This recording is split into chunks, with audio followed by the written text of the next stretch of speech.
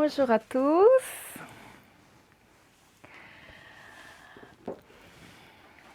Aujourd'hui, je voudrais échanger avec vous à propos d'un sujet qui dérange beaucoup de personnes dans notre actualité. C'est nos états d'anxiété, d'angoisse. Comment gérer nos émotions et administrer nos sentiments de tristesse, parfois de chagrin, de déception. C'est très important de regarder cette notion que la pensée, elle gère les sentiments. Et les sentiments, il va gérer un certain comportement. Et ce comportement, il va gérer une habitude chez nous. Et cette habitude, c'est notre style de vie finalement. Tout simple comme ça.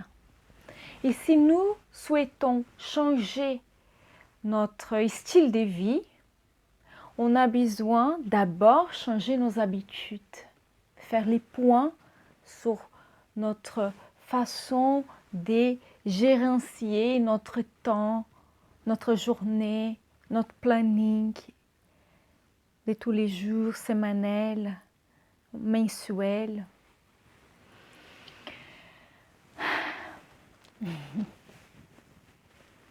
Et tout ça, pour changer tout ça, il faut changer notre comportement. Fondamental. Et pour changer notre comportement, on a besoin de changer ou ajuster nos sentiments et nos émotions. Et ce qui gère nos émotions, c'est nos pensées. C'est quelque chose de très rationnel, mais parfois on n'arrive pas à équilibrer notre pensée. Et c'est notre pensée qui gère nos émotions. Donc, les grands secrets là, c'est contrôler nos pensées pour qu'on puisse ajuster nos émotions. Et c'est là qu'on va ajuster notre comportement, nos habitudes. Et là, on peut faire un petit changement, un petit ajuste dans notre style de vie si on ne se sent pas en accord. Notre style de vie avec ce qu'on a l'envie de l'avoir. Par exemple, il y a des personnes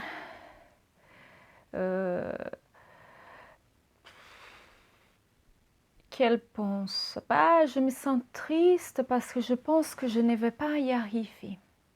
Et déjà, j'abandonne avant de passer à l'action, puisque je pense déjà, avant de commencer à mettre l'énergie, je pense déjà que je n'ai aucune chance.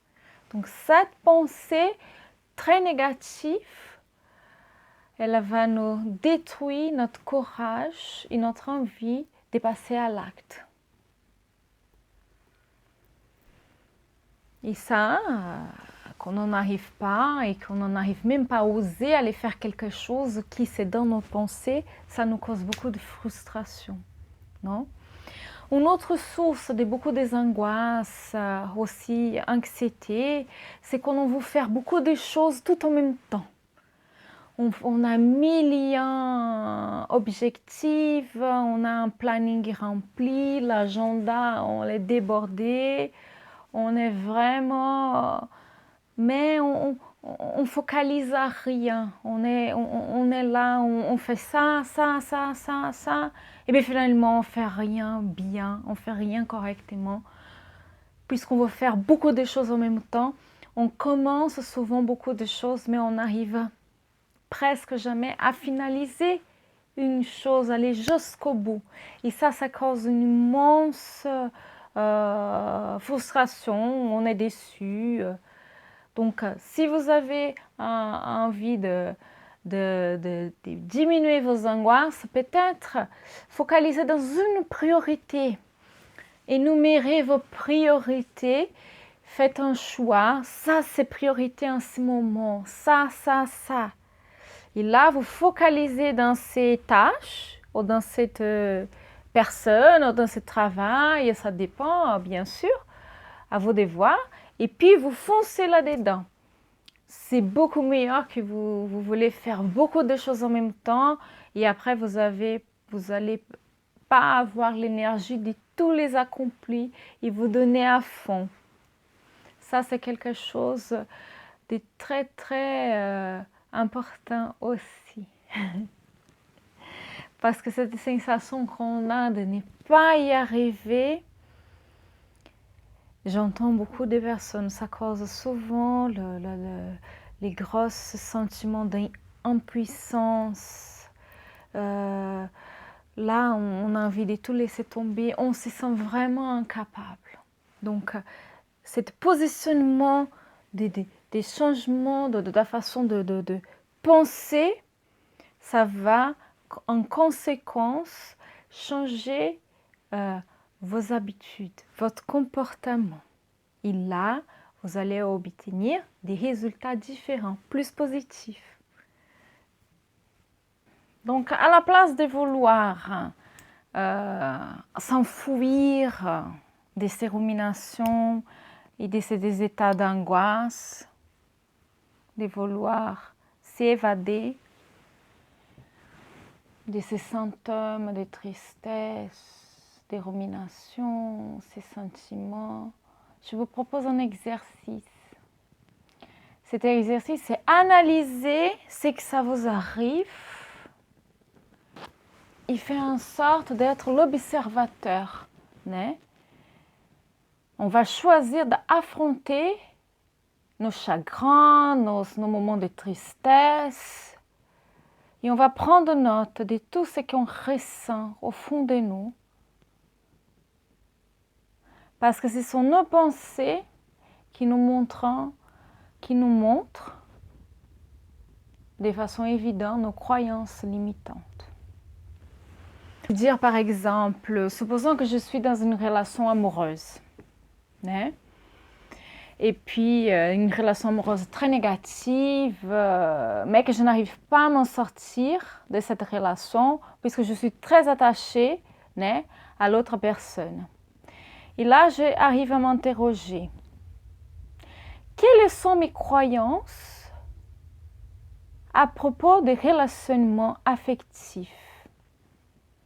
Donc, vous prenez note systématiquement de tout qui venait dans votre tête à propos des relationnements affectifs. Ce que vous pensez à propos des hommes, ce que vous pensez à propos des femmes, ce que vous pensez à propos de la routine à deux, ce que vous pensez à propos du mariage, etc.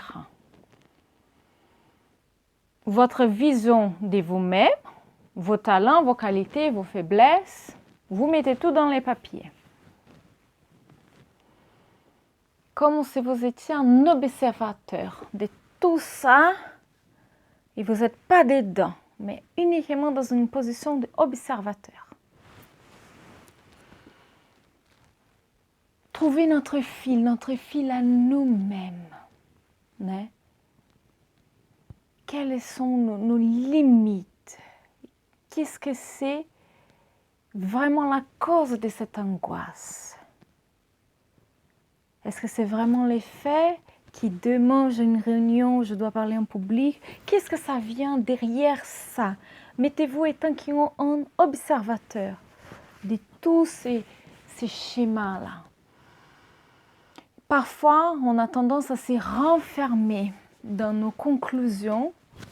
Parfois, on a tendance à nous renfermer, né, dans notre boucle, avec nos tristesses, des choses qu'on a vécues, pas très glamoureuses, dans notre génétique, des neuroses de nos parents, tout seul, en revenant sur votre enfance. Ce que vous ressentez, que vous n'avez pas donné, Par exemple, en revenant sur votre enfance, si vous avez les ressentis que vos parents vous avaient pas donné, ce dont vous avez voulu dans les moments, et maintenant, étant un adulte, vous-même, vous avez du mal aussi à donner aux autres ce qui vous avait manqué étant un enfant, là dans les passés. Et vous pouvez vous renfermer dans des conclusions erronées, qui ça va bloquer votre schéma. Vos repères vont être offusqués par un historique de vie qui ça vous ressemble plus du tout. Et là, ça peut devenir des états chroniques d'angoisse, de dépression, car vous pouvez vous positionner dans une situation où vous trouvez la vie sans aucun sens, ou même vous trouvez la vie dangereuse, où vous pensez que vous pouvez faire confiance à personne. Ça, c'est un symptôme qui nous montre qu'il y a quelque chose qui ne va pas. Qu'on doit nous ajuster, qu'on doit faire des petits mouvements, des petites modifications pour nettoyer tout qui est toxique, tout qui c'est vraiment néfaste chez nous. Enlever tout ça, faire ce nettoyage cérébral, on pourrait dire. Mon conseil commence. Je peux vous donner un conseil. Commencez à avoir de la compassion par vos sentiments. Si vous ressentez quelque chose de négatif, n'allez pas vous enfouir de ça.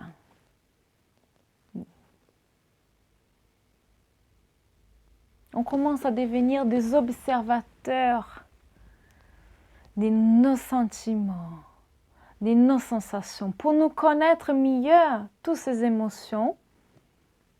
Il ressignifier les choses négatives qui nous sont arrivées, ressignifier.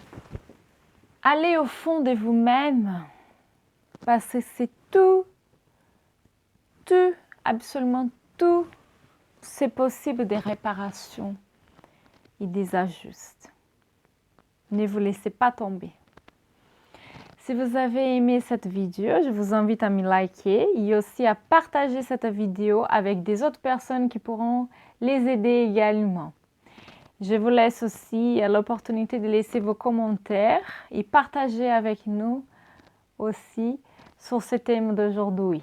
Nos angoisses, nos chagrins, comment gérer nos émotions. Je vous dis à très bientôt.